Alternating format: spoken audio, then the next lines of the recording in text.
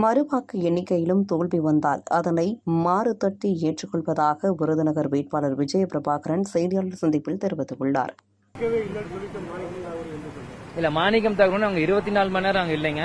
அவருமே பாதி நேரத்துல கவுண்டிங் வந்தாரு. சோ நான் வந்த நேரம் அவர் இல்லாம அவர் நேரத்தில் இருந்திருக்கலாம்.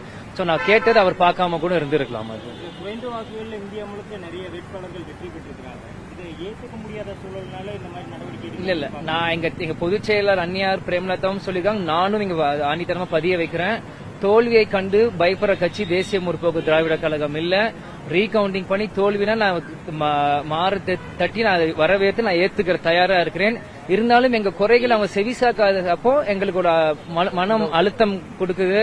இவ்வளவு கஷ்டப்பட்டு இவ்வளவு உழைச்சி அதுக்கான நியாயம் அங்கீகாரம் கிடைக்காதனால அந்த வலியின் வெளிப்பாடு தான் இது.